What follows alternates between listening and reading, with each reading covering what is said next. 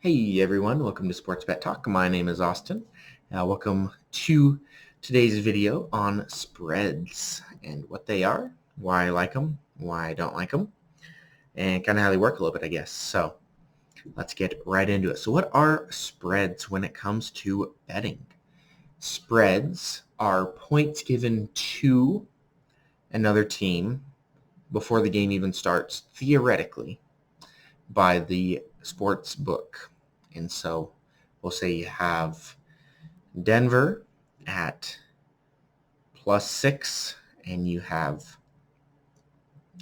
the Kansas City at -6. And so that means that before the game even starts, the sports book has given Denver a 6-point lead. It's kind of their way of like equaling out the game, sort of. Although they're not just picking a number of where it should be. They've obviously got obligations to make the sportsbook money, to make them money.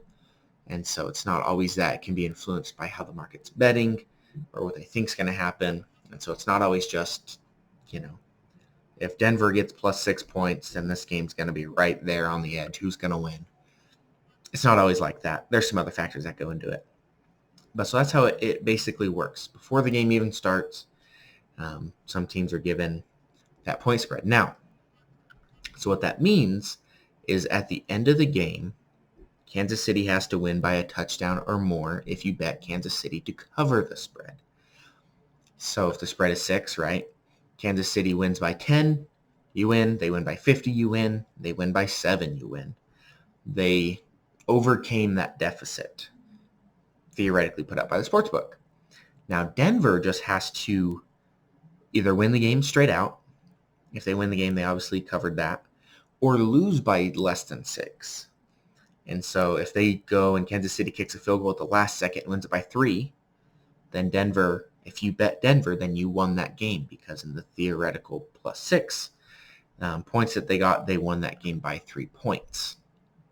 Now it can be, right, kind of confusing because a team can win the game but not cover the spread or the opposite. So that's kind of an introduction on how they work. Now, let's move into why I like spreads. I like spreads because it provides an opportunity to win a game that the team's not going to win most likely. I mean, you still want to have like a shot at them winning. You don't want to just be like, well, I think this team's, able to keep it within 10 points.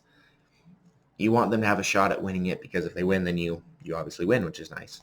But it also allows for a chance to win games where teams probably aren't going to win but can at least cover the spread. And so I think this last weekend, BYU was -40 against University of Massachusetts, which is crazy. So that's 40 points is just about, was that 6 touchdowns there? So kind of a lot of a spread there. And Massachusetts covered, made some money off that, which is nice. So, right, sometimes they're really big point spreads, sometimes they're close. I didn't think UMass was going to win that game at all, but 40 points is a lot, and they covered the spread. So they didn't win the game, but they won me the bet because in the theoretical game where they start with 40-plus points, then then they won the game. So that was nice.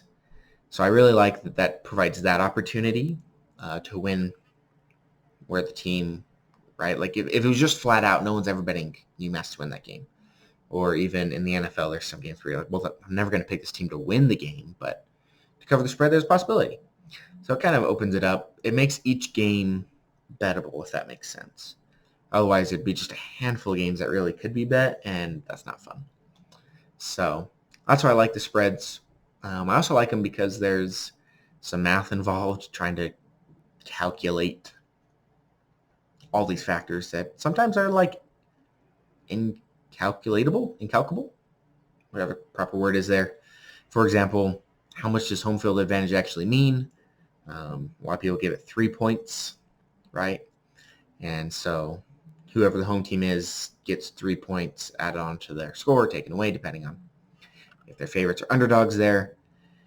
And so it's just fun to do stuff like that. How much is a quarterback worth? How much is a running back worth? How much is whatever worth? So moving along into why I don't like it,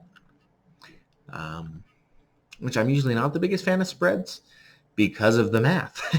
It can be hard to calculate some of these things, and when it's a real close one, you're just splitting hairs here. Like, is a team really going to win by a field goal? No, I feel like team's probably going to win by a touchdown. And so, but I feel like either side of that could win it by a touchdown. And, all this, like, there's a lot of math that can go into it. And there's people who watch every single game and do all this crazy math with it. I just don't have time for that. A lot of people don't. So that can be part of the reason why I don't like it. I also don't like it because of the bets or the money you have to lay. They call it the juice. You bet, not always, but for the most part, it's like minus 110 to win 100. And so you're always betting minus money, which I don't like. I like to have the option to bet plus money, especially if an underdog has a chance to win. I will bet money line rather than spread with the plus money because I'd rather take the plus money than the extra point or two they're going to get. I just don't think the game's going to be decided by that close. And so that can be kind of tough. You have to hit at, I believe it was 53, 54% consistently, and that's how you make money betting that, because every time you win, you only win 100. Every time you lose 110. So you kind of got to balance that out, hit at a high rate, which can happen. There's people who obviously make a living out of it. So the other thing I don't like about point spreads is you can get what they call backdoor covers, which is where a team comes in at the very last drive, right? For example, we used BYU UMass. If BYU is up 42, they've got their third stringers in there. UMass has got their first stringers just getting some reps because they need reps because they're terrible. And they march down the field and score a touchdown in the last, 3 minutes of the game. Well, crap, right? You lost. And so that can be kind of frustrating with those backdoor covers where the score doesn't mean anything to the game, right? Teams aren't worried about the spread, if that makes sense. And straight money lines are worried about winning the game, so if it's close, they're going to try.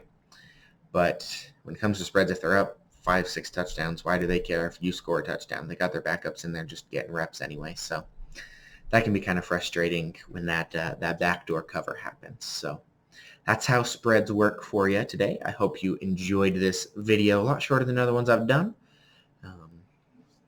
Less editing, like the podcast style.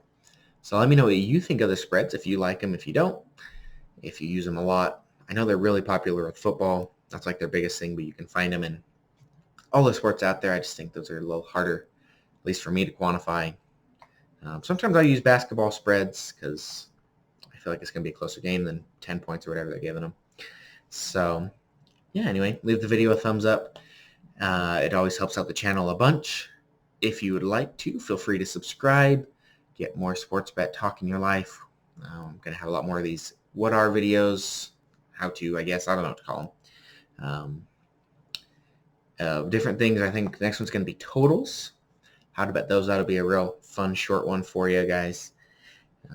Totals are fun. So, yeah, feel free to subscribe. Get more of those videos in your life.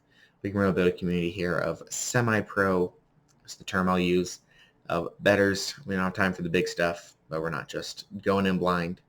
I would like to have a little bit of math and different parts of the pro stuff, but we don't like to dedicate our time to that. So, yeah, subscribe, like the video. Have a good weekend of betting this weekend. It is Thanksgiving for me, so it might come up a little bit after Thanksgiving. So hopefully you had a good Thanksgiving, and good luck this week in all of your bets, and I will see you next time. See ya.